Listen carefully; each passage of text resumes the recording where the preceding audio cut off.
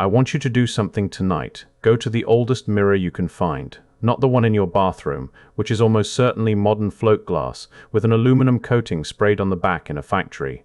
Find an old mirror, an antique, something from your grandmother's house, from an estate sale, or from that corner of an antique shop where the furniture is too heavy to move and the glass is darkened around the edges. Stand in front of it, look at yourself, and notice that you look different. Not dramatically different, not a funhouse distortion, different in a way that is hard to articulate. The color of your skin is warmer, the shadows on your face are deeper. Your eyes look different. Something about the pupils, something about the way the light falls into them, rather than bouncing off them.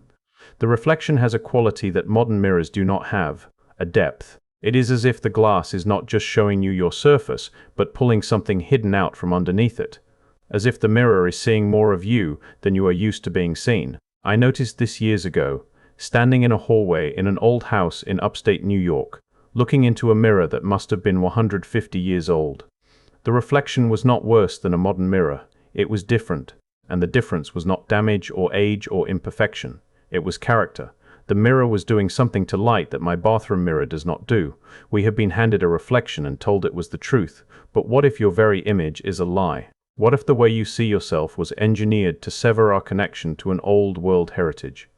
They changed how mirrors are made, and the dark reason behind it reveals a hidden history deliberately falsified. I filed the observation away as curiosity until I started researching the history of mirror manufacturing and found something that I have not been able to stop thinking about since. They changed how mirrors are made, not gradually, not through the slow evolution of craft technique. They changed the fundamental chemistry, the fundamental physics of how a mirror captures and returns light, and the change happened in a specific window of time, the mid to late 1800s. The reasons given for the change do not fully explain why the old method was abandoned so completely, so quickly that within a generation, the mirrors that humanity had used for centuries were virtually extinct. This raises a simple but critical question. If the new mirrors were simply better, why does standing in front of an old one feel like looking at a different version of yourself? This was the exact same era when our timeline was hijacked and history deliberately falsified. Think about the hidden timeline. 1855. Chicago was physically raised out of the mud. 1863, the era when they tell us America had no banks before the modern financial capture. And 1890, the year of the missing 1890 census.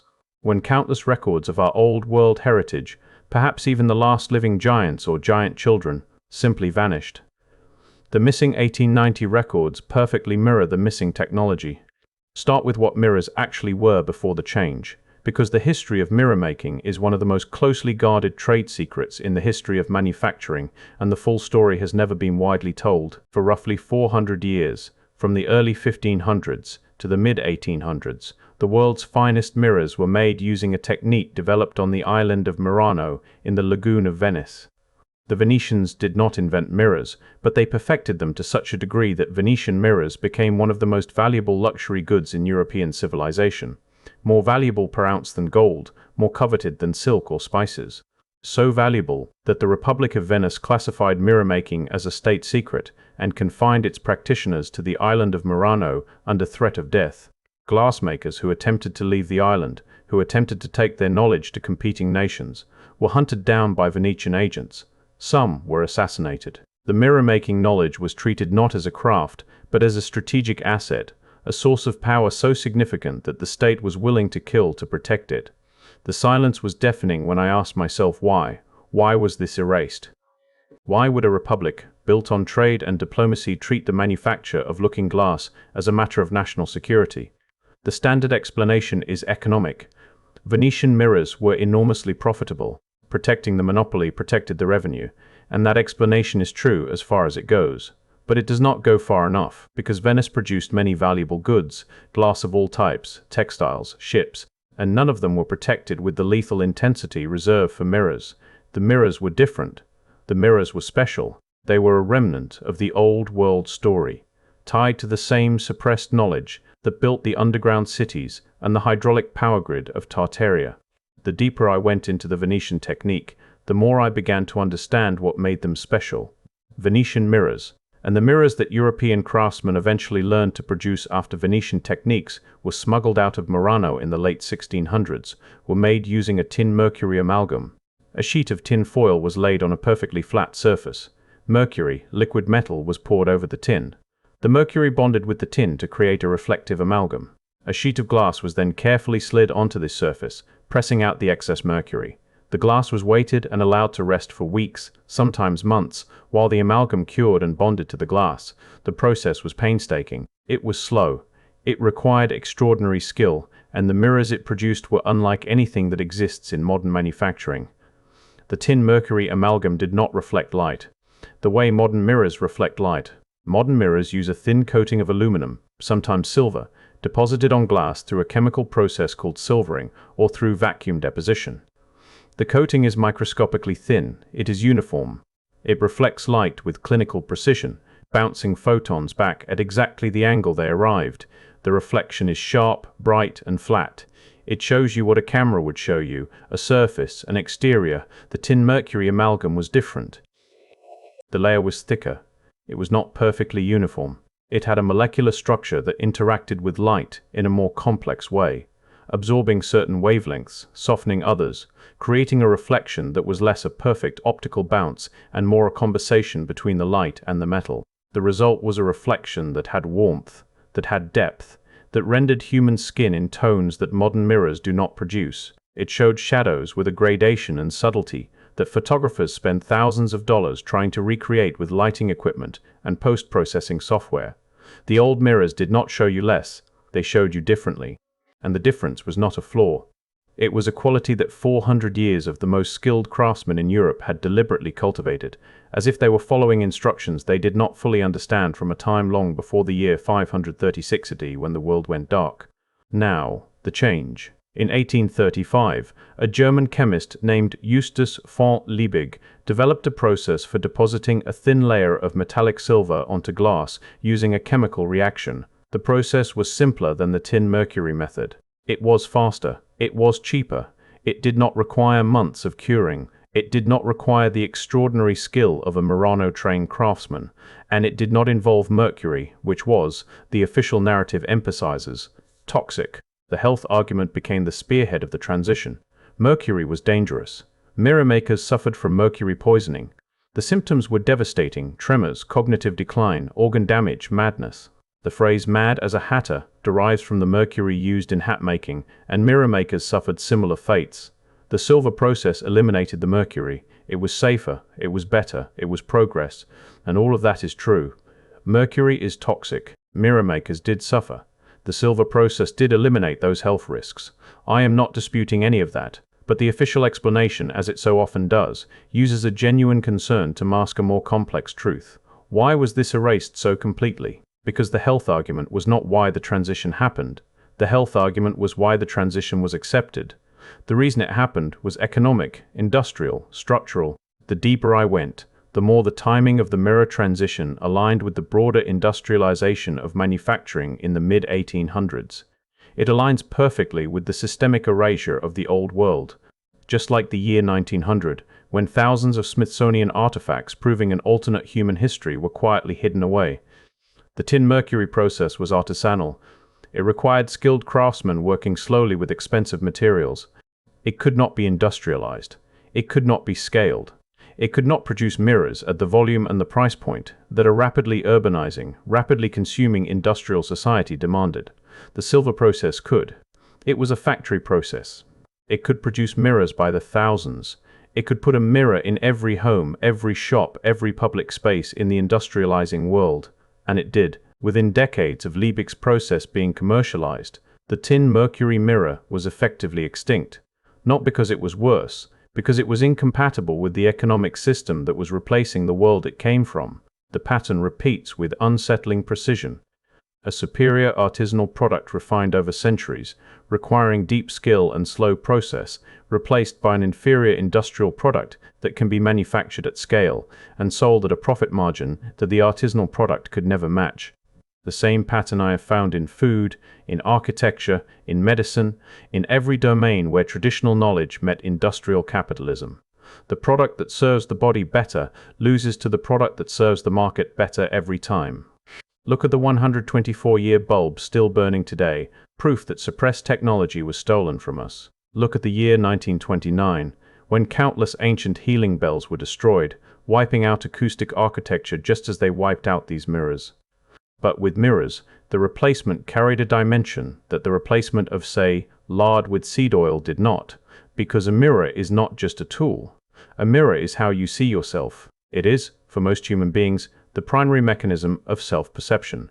The image in the mirror is functionally your face, not your actual face, which you can never directly see, but the face you know, the face you check every morning, the face you carry in your mind as you move through the world. And when you change the mirror, you change the face. This raises a question I cannot stop sitting with. What did people look like to themselves before the mirror changed? The tin mercury mirror, with its warmth, its depth, its softer rendering of light and shadow, showed people a version of themselves that the modern aluminum mirror does not show. The old reflection was gentler, not blurred, not distorted, gentler. It rendered skin with a luminosity that modern mirrors strip away. It showed the face as the eye actually sees it, with the subtle warmth and variation that direct human vision perceives, but that a flat, clinical, high reflectivity surface eliminates. The modern mirror shows you a face lit by its own harshness. Every pore, every line, every asymmetry rendered with an unforgiving clarity that the human eye, looking at another person directly, would soften and contextualize. The modern mirror does not show you what you look like. It shows you what a machine sees when it looks at you. And the difference, the gap between how the old mirror showed a face and how the new mirror shows it, might be one of the most psychologically significant and least examined changes in the history of daily human experience. The deeper I went into the history of self-perception, the more I found that the modern epidemic of appearance anxiety, the obsession with flaws, the multi-billion-dollar skincare and cosmetics and surgical industry built on the conviction that the face in the mirror is not good enough. The timeline of all of this aligns with the transition from the old mirrors to the new ones. Not perfectly, not exclusively, but with a consistency that made me uncomfortable. Before the silver mirror, the reflection you encountered every day showed you a version of yourself that was warm, that was softened by the physics of the reflecting surface, that was, in a sense, kind. After the silver mirror, and even more so after the aluminum mirror that followed, the reflection became clinical. The face in the mirror became a problem to be solved rather than a presence to be encountered. And the industries that profit from that problem, the industries that sell you solutions to the flaws that the mirror shows you, those industries could not exist without the mirror that shows you those flaws with such unforgiving precision. I am not suggesting that mirror manufacturers conspired with cosmetics companies. I am suggesting something that does not require conspiracy. I am suggesting that when you change the technology of self-perception, you change the psychology of self-perception. And when you change the psychology of self-perception, you create markets. Markets for correction, markets for improvement, markets for the endless, profitable, never-resolved project of making the face in the mirror acceptable. The old mirror did not create those markets. The old mirror showed you something you could live with, something that looked like you as the people who loved you saw you, something warm, something human, something that did not need to be fixed. The official explanation collapses here because the narrative of progress tells us that modern mirrors are better, sharper, more accurate, truer. But truer to what? Truer to the optical physics of photon reflection, certainly. But truer to the human experience of seeing a face. Truer to the way your mother sees you when she looks at you across a room. Truer to the way candlelight falls on skin. The way the eye perceives the person it loves. The modern mirror is optimized for precision. The old mirror was optimized for something else, something we do not have a scientific word for because we stopped valuing it before we thought to name it. And here is the thread that will not let me go. The Venetians killed to protect the secret of their mirrors. Not the secret of making glass, the secret of making that specific kind of reflection.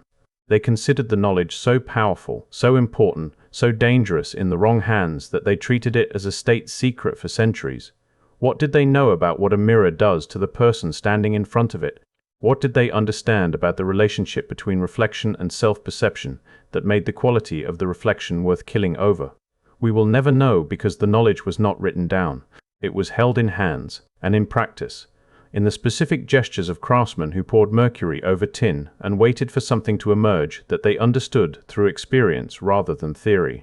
and when the industrial process replaced them, the knowledge did not transfer. It could not transfer. It existed in a form that factories could not replicate and economists could not value. So, it disappeared like the reflection in an old mirror when you turn out the light. Just like the truth of Tartaria. Just like the hidden history silenced before 1953, the year of the last witness to the old timeline's remnants. I am not telling you that old mirrors were magic. I am asking what we lost when we changed how we see ourselves. I am asking what it does to a civilization across generations to grow up seeing itself in a reflection optimized for clinical precision rather than human warmth. We are a society severed from our old world heritage, staring into a manufactured glass that deliberately strips away our natural humanity.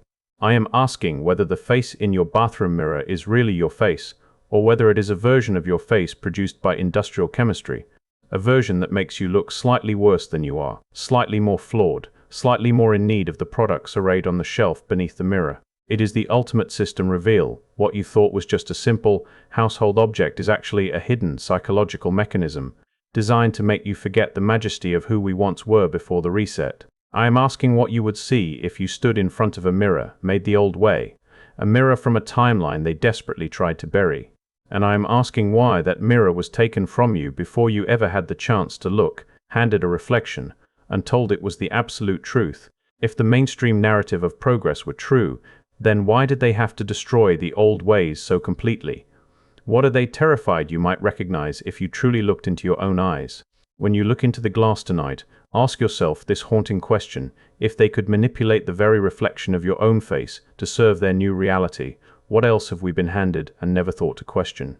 What other parts of your daily reality are simply illusions, hiding a magnificent, stolen past?